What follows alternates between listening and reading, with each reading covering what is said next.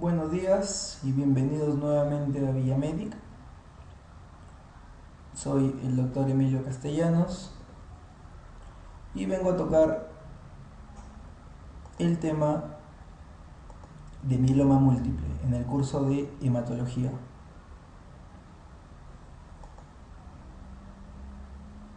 Muy bien, el mieloma múltiple es una entidad muy apasionante dentro de la medicina interna. A veces necesita un poco de acuosidad para poder diagnosticarlo, otras veces es un poco más cantado, pero en todos los casos resulta realmente interesante cuando se hace el estudio y la sospecha del mieloma múltiple. Hoy día vengo trayéndoles una información resumida sobre lo que es el mieloma múltiple, con algunos datos que seguro ya conocen para recordarles y que les será útil más adelante en su examen. Y esperando como siempre, de todo corazón, que les sea muy, pero muy útil para su vida diaria y para el examen, ¿no? Sin desmerecer ninguno de los dos, ni la vida cotidiana ni la parte del examen, ¿no? Pero siempre tratando de recordar que uno estudia no solo para el examen, sino para la vida, para el día a día. Muy bien, dicho esto, vamos a iniciar por algunas definiciones y generalidades. Es una neoplasia de células plasmáticas que derivan de un mismo clon. Así como en la anterior clase les mencioné de las células blásticas en relación a la leucemia, pues ahora estas son células plasmáticas. Muy bien, la incidencia del mieloma múltiple aumenta usualmente con la edad. El punto de corte es 68, también es de gente adulta mayor, y afecta más a varones. Sin embargo, como les comenté, como les comentaré siempre, como escucharán siempre decirlo de mí en cada clase que tenga el gusto de dictar con ustedes, pues si bien estos son los parámetros de referencia, no dejemos de pensar en esta patología si se da en otro tipo de personas, por ejemplo en mujeres o en personas un poco menores, ¿no? No dejemos de sospechar de todas maneras. Muy bien. Son usualmente productores de IgA o IgG, que es lo más frecuente, como recordamos que tenemos la hemoglobina G, la A, la M, la D y la E, ¿no? El famoso GAMD, en ese orden de frecuencia de producción. A medida que los plasmocitos también invaden la médula ósea, va a haber igual anemia, leucopenia, trombocitopenia, que es lo que se ve usualmente en las patologías relacionadas a neoplasias, ¿no?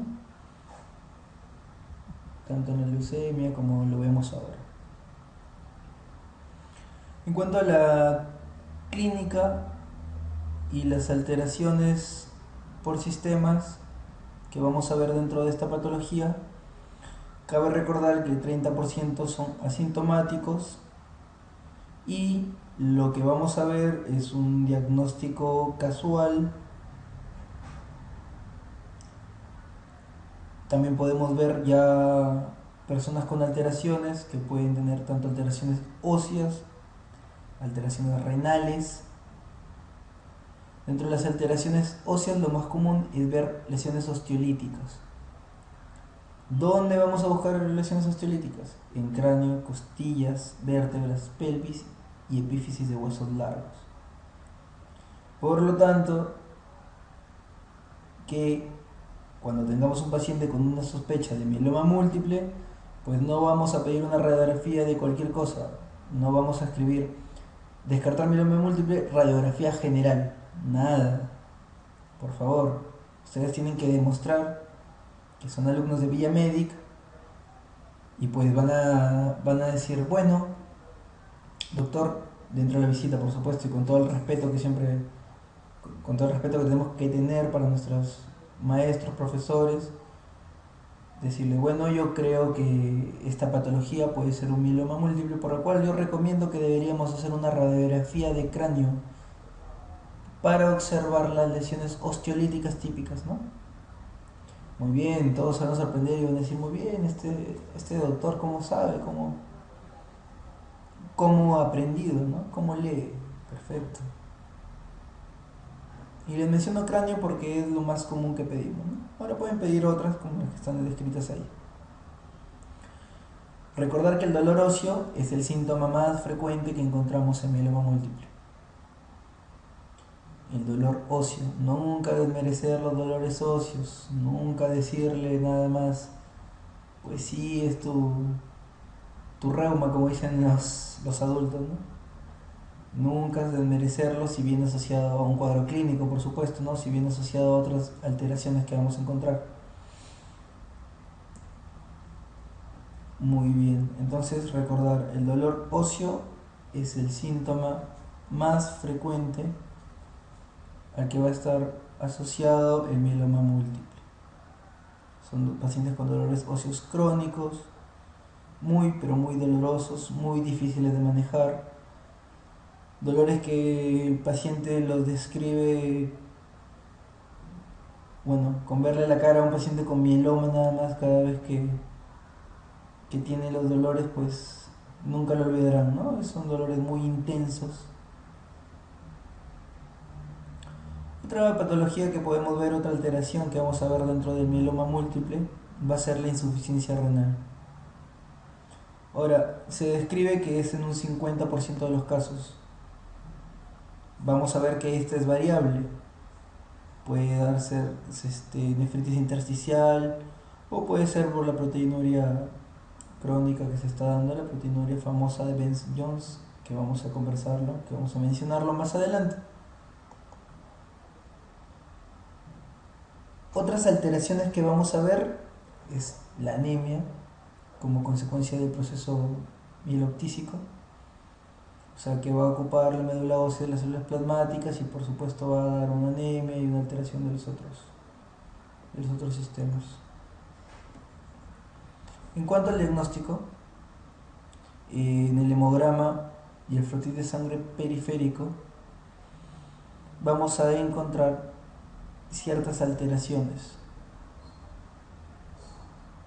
Por ejemplo, vamos a encontrar la anemia, que usualmente es normocítica, normocrómica, el BSG elevado, persistentemente elevado, que esto debe ser un signo de sospecha precoz. Cuando se le hace algún examen y por ahí alguien dijo vamos a ver un BCG y lo encontramos permanentemente elevado, pues sospechemos que puede ser una enfermedad inmunológica, una enfermedad de tipo neoplasia, ¿no? En fase más avanzada ya vamos a encontrar la leucopenia, la trombopenia y las famosas células plasmáticas en la sangre periférica, ¿no? Dentro del aspirado de médula ósea y parte importante para el diagnóstico sobre todo es encontrar unas células plasmáticas superiores al 10%. Cuando ya es superior al 30% ya estamos hablando de un criterio mayor para el diagnóstico de mieloma múltiple, ¿no? Esta enfermedad que estamos revisando en este momento. Muy bien. Entonces, como verán, les pongo PAVA para que recuerden alguna de las alteraciones, la anemia, el BCG y la trombopenia, todas las penias, ¿no? Leucopenia, trombopenia. La PAVA. Muy bien. Recordar, importante, recalco, células plasmáticas en aspirado de médula ósea. Vamos a ver más adelante cuáles son los criterios y en base a eso pues van a recordar la importancia que trae esto. Para el diagnóstico también se puede hacer un estudio del componente monoclonal, que se puede hacer estudio de sangre o estudio de orina. En cuanto al estudio de sangre, la famosa electroforesis con banda densa para proteína o componente M, ¿no? Ahora la inmunofijación que va a caracterizar el componente monoclonal, si es G, A, D E o M, ¿no? En ese orden de frecuencia. En cuanto a la orina, similar, lo que queremos hacer es detectar el componente monoclonal mediante una electroforesis, que usualmente es en orina 24 horas, un poco más tedioso, ¿no? Y lo otro que podemos detectar en orina, y es importante siempre que se pueda, tengan un laboratorio que pueda hacerlo, es la detección de cadenas ligeras, la famosa proteinuria de Benson-Jones, ¿no?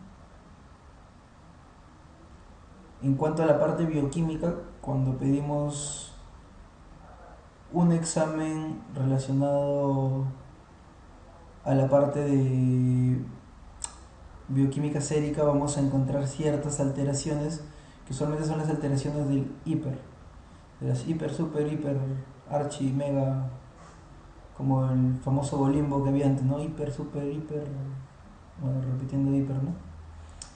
Tenemos la hipercalcemia, tenemos la hiperuricemia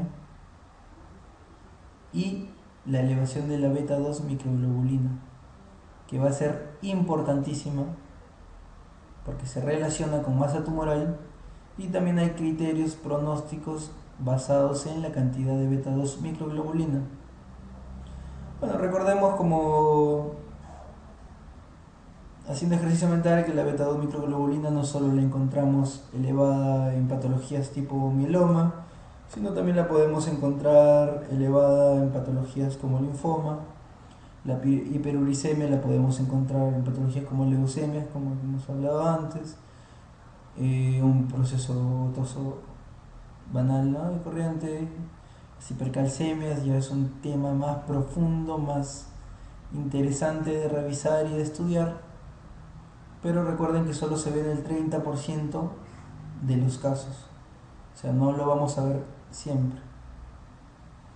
Recordar eso. Entonces, como resumen, recordar que vamos a tener electroforesis para ver la inmunoglobulina monoclonal, el pico. En la radiografía vamos a ver lesiones osteolíticas, que usualmente las buscamos, como les dije, ¿en dónde? Muy bien, en el cráneo. En el cráneo, muy bien. La médula ósea, ¿qué vamos a encontrar en la médula ósea? Plasmocitos, ¿no? Células plasmáticas. ¿Qué más podemos encontrar? El calcio elevado, muy bien que leen todos. Las globulinas elevadas es un dato importantísimo. En el frotis de sangre vamos a ver el famoso Rolex o la pila de monedas, la BCG constantemente elevada, la anemia, que puede ser leve, como que moderada, la proteína Benz-Jones, que es una proteína por más conocida, estudiada, repetida, y la creatinina elevada, que nos hablaría de un proceso de una insuficiencia renal.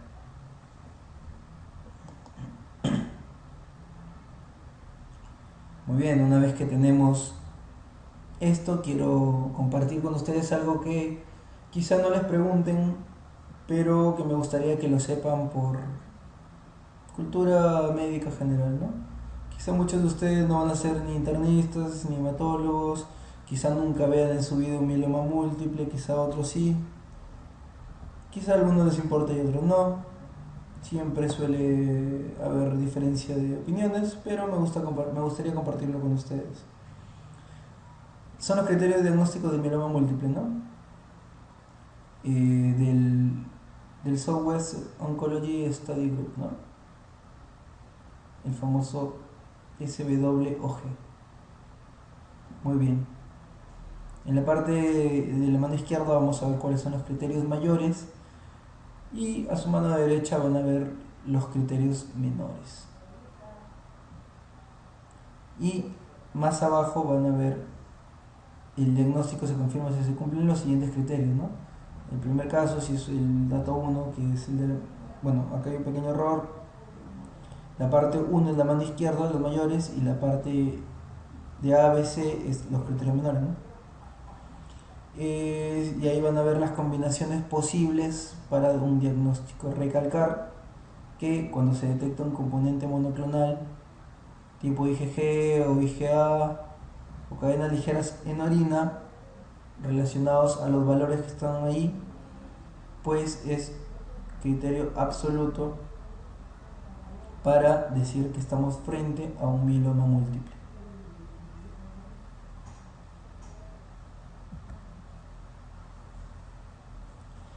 Muy bien, llegamos a la parte del tratamiento. El tratamiento en mieloma múltiple y es ya no tan complicado como en temas como la leucemia. El tratamiento de elección en personas jóvenes es el trasplante de células hematopoyéticas, ¿no? Que no debería darse con quimioterapia. Recordar eso, solo el trasplante de células hematopoyéticas autólogas. Quimioterapia se debe dar en pacientes que no son candidatos al trasplante, en pacientes que hayan tenido una mala respuesta a la quimioterapia, debería darse radioterapia, o si el dolor es invalidante también debería darse radioterapia. Como les comenté, como revisamos, el dolor es una de las causas principales de la parte tediosa del cuadro clínico, ¿no? El dolor es invalidante en ciertos casos, como dice ahí. Creo que si alguien ha visto un paciente con esto, recordará lo doloroso y lo feo del dolor que presentan estos pacientes, y que de por sí están un 70% de casos de los pacientes,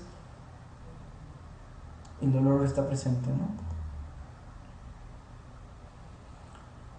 En cuanto al tratamiento, en la fase inicial, cuando el paciente está sintomático, no es necesario el tratamiento, ¿no? Porque no va a prolongar la supervivencia.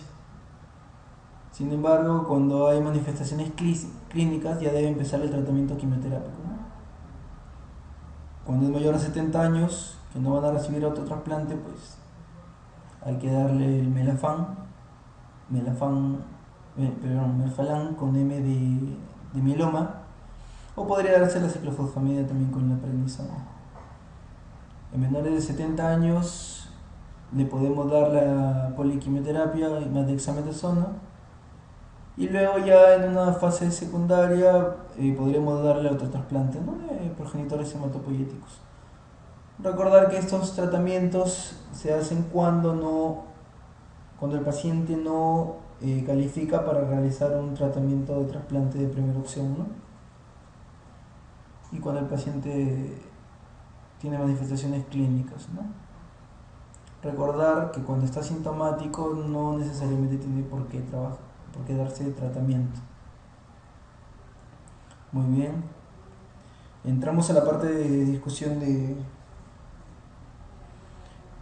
preguntas de los diferentes bancos.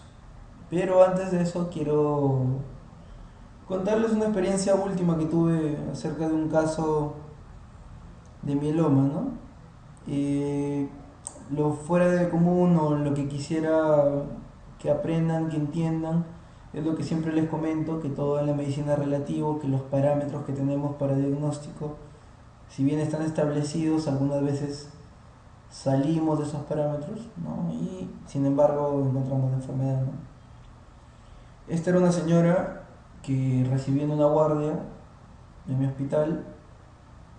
La señora venía por una fatiga crónica. Me llamó mucho la atención que llegara por una fatiga crónica, pues en la madrugada, ¿no? Es la típica paciente que llega en la madrugada y uno dice, pero bueno, si tienes 2 meses con esto, ¿por qué vienes ahorita, no? Sin embargo, cuando la observé, encontré algunos datos que me parecieron curiosos, ¿no? La miré y encontré una fase especial, un poco la típica fase de un paciente con una insuficiencia renal, pues comencé a parar los oídos, dije, bueno, puede ser una insuficiencia renal crónica, la vi pálida y dije, bueno, pues es una insuficiencia renal crónica que viene pues con una anemia, no tiene mayor alteración. Pasé al examen clínico, la examiné, vi un poco de edemas y seguía con lo mismo. No, bueno, está en insuficiencia renal crónica, la señora debe saber, siempre debe venir, ¿no? Bueno, seguro está descompensada, se ha reagudizado, está haciendo un problema urémico, ¿no? Agudo, muy bien. Esa fue mi presunción diagnóstica en el momento. Para corroborarlo, pues pedí los exámenes pertinentes, ¿no? Un examen de rutina para ver si hay alguna infección que está descompensando, un examen de orina, eh, lo del examen de hemograma y el examen de urea y creatinina, ¿no? Para mi sorpresa, bueno, inicialmente algo que ya esperaba, que era una alteración de la urea y la creatinina, ¿no? Esto me hablaba de que había un daño renal establecido, que como esta parte del cuadro clínico que les he dicho era 50% de veces. Después de eso encontré una anemia que, si bien la describen como que usualmente es una leve, encontramos una anemia de 4. Y pues ahí cambió la perspectiva totalmente, ¿no? Una anemia de 4. ¿Por qué? ¿Dónde? ¿No? Comenzaron las preguntas. ¿Cuándo? ¿A qué hora? Comenzaron las ampliaciones de anamnesis. Nos comentó que tenía dolor. Comenzamos a parar los oídos. No, algo hay acá. Pedimos unas proteínas. Salió una globulina de 7 con una albúmina de 2. Ya en el servicio, bueno, en ese momento estaba en emergencia, ya la gente estaba pues totalmente emocionada con el caso, ¿no? Podrían decir que estaban en ese momento en el clímax, todos pensando y dando sus puntos de vista. Y tuve la suerte de poder pedir que la suban a piso, y estuvo en nuestro piso. Y cuando llegó, pues hicimos una pequeña discusión del caso y ahí comenzaron las diferentes opiniones, ¿no? Por un lado habían los que decían, no, ¿por qué va a ser un mieloma? Es una mujer, tiene 51 años, ¿cómo va a ser un mieloma? La clínica, la parte epidemiológica nos dice que, perdón, la clínica sí nos decía que era, ¿no? Pero la parte epidemiológica no va de acuerdo. Muy bien, vamos a continuar. Comenzamos a hacer los exámenes igual, por el momento aún no íbamos a los exámenes más complejos. Vamos a sacarle un BCG, nos salió un BCG elevado de 120. Qué raro, no había infección, no había otra cosa. Bueno, nos acercaba un poco el diagnóstico. Posteriormente sacamos un examen de calcio que nos encontró dentro del parámetro normal, estaba 9. Entonces nos volvió un poco a confundir. Tenía una proteinuria que lamentablemente no hacían proteinuria de Benson Jones en ese momento, así que no pudimos identificarla. Se le pasó a paquetes globulares, los dolores eran intensos, se acentuaron durante la hospitalización los dolores. La señora adquirió una infección, comenzó a ponerse el cuadro un poco más difícil. Mandamos en ese ya momento una radiografía de cráneo y nos dimos cuenta con que la radiografía de cráneo tenía unas lesiones osteolíticas incipientes. No eran las lesiones osteolíticas típicas, clásicas que se ven en mieloma múltiple, que son que las identifica hasta el vigilante de la puerta del hospital. No, eran un examen con una radiografía pues, de cráneo que, si bien tenía sus lesiones osteolíticas, no eran marcadas. Pues después de eso solicitamos un proteinograma electroforético, perdón, antes de esto una beta 2 microglobulina y nos salió positivo. Muy bien. Teníamos todo, casi todo, hacia hacia lo que era un mieloma múltiple. Por ahí nos faltó quien hablara de síndromes de otro tipo, ¿no? Un síndrome de una leucemia y algunos afines, ¿no? Entonces, la beta-microglobulina, como les dije, no es patognomónico, ¿no? También se puede ver en otros casos como linfomas.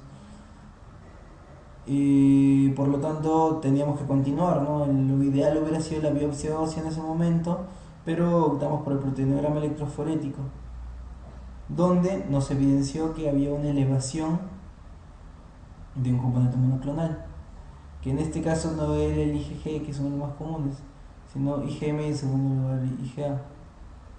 Con lo que pues, si recuerdan los criterios de SWG, pues teníamos el diagnóstico ya de un mieloma múltiple.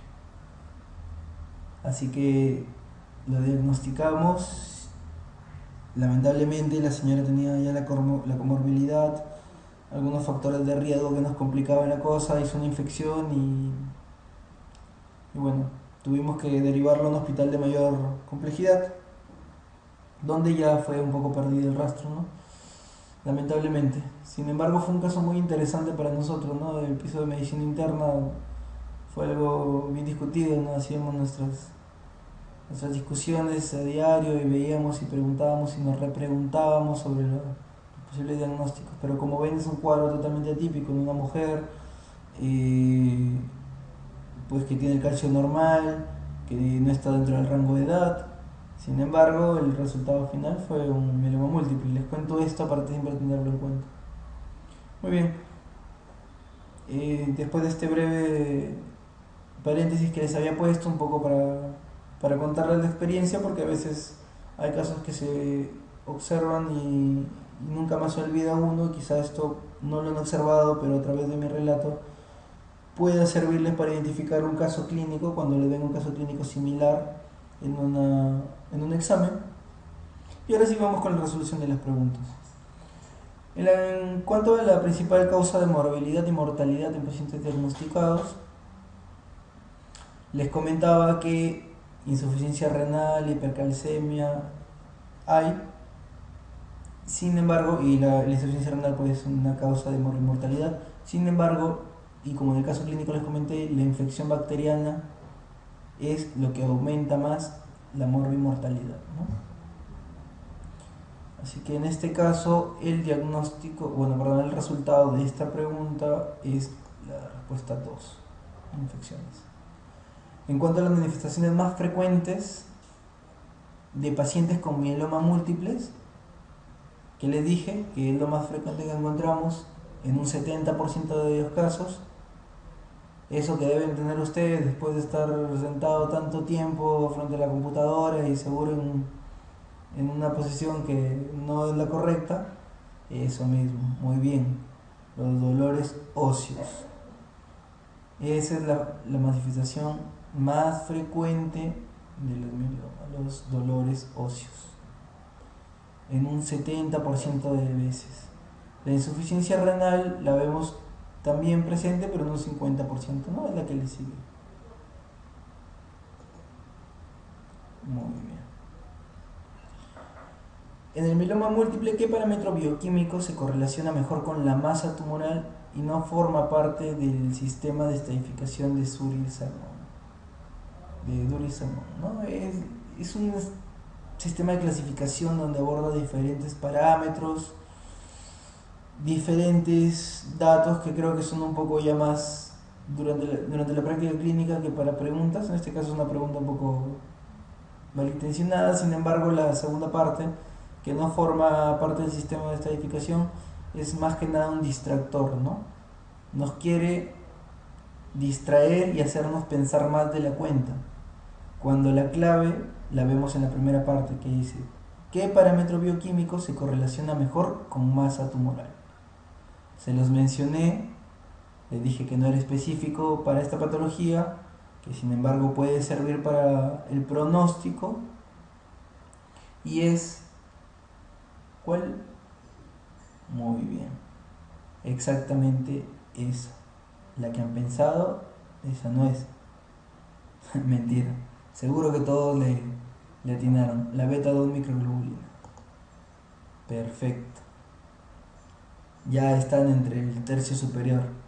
Van a elegir donde ustedes siempre quisieron hacérselo. Muy bien.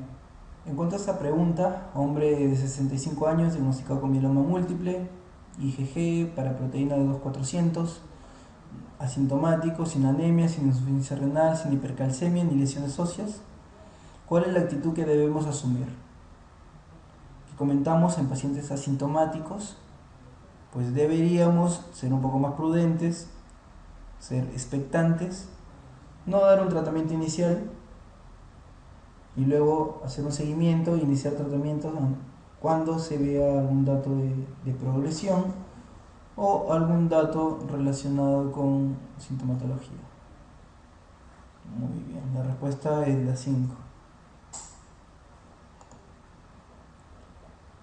En cuanto a esta pregunta, ¿cuál de los siguientes síntomas es más frecuente en los pacientes con mieloma? Creo que ya mencionamos algo.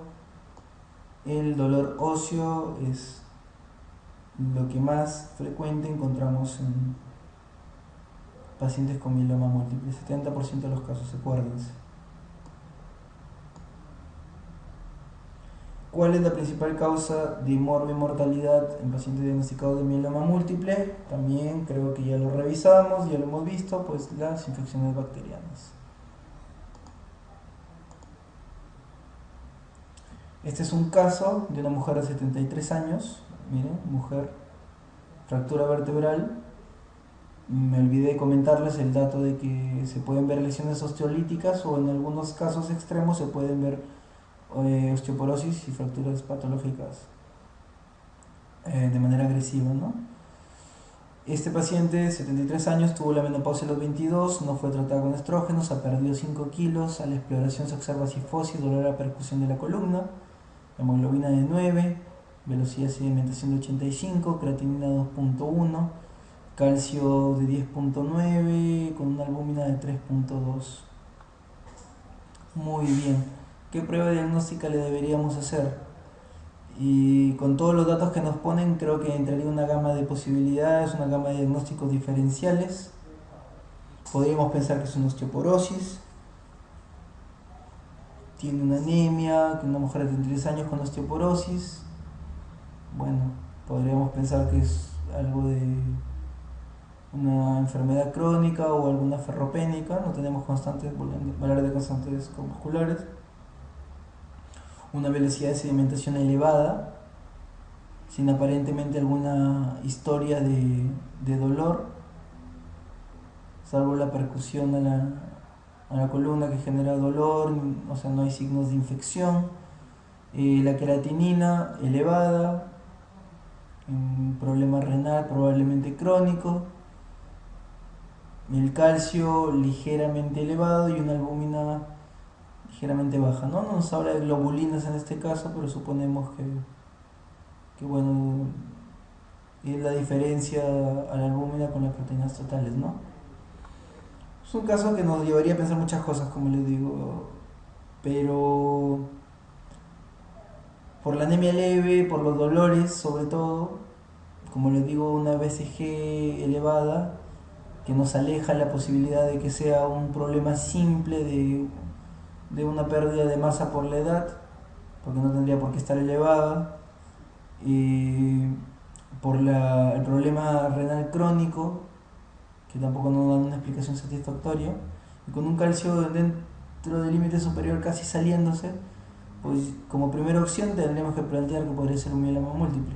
No solo porque estamos dando la clase de mieloma múltiple y que bueno, tendríamos que estar orientados, no solo por eso, sino por el cuadro clínico. Siempre guiémonos por el cuadro clínico. A pesar de que, como les dije, la edad no está de acuerdo con, perdón, la mujer, el sexo no está de acuerdo con la parte de la epidemiología, sin embargo hay que pensar en eso. Por lo tanto, para hacer el diagnóstico tendríamos que pedir un proteinograma. Muy bien. En el mieloma múltiple, ¿cuál es el factor pronóstico más importante entre los que se citan? A ver, la edad es un factor pronóstico, ¿no? Si es mayor, pues va a aumentar el factor pronóstico negativo, ¿no? Sin embargo, el más importante es la sensibilidad al tratamiento citostático. Muy bien. Bueno, ha llegado al final de la clase. Espero les haya sido provechoso. Espero que la experiencia un poco que les he contado les sirva también y los oriente hacia un posible cuadro clínico. Ahora la tendencia de las preguntas están orientándose un porcentaje hacia cuadros clínicos, hacia preguntas clínicas netamente, con casos clínicos que sean orientados a una patología, ¿no? Siempre hay distractores, como les digo, recordar eso, pero que siempre prime la lógica, ¿no? Muy bien, eso ha sido todo. Gracias por su atención. Como siempre, les reitero que gustoso a contestar sus posibles preguntas o sus posibles inquietudes por medio tanto de Villamedic, o me pueden escribir a mi correo personal que se los dejo en ventana. Es emilio-jose-c@hotmail.com y yo gustosamente les responderé a la brevedad posible para poder dispersar todas sus dudas. Éxito y muchas felicidades. Gracias.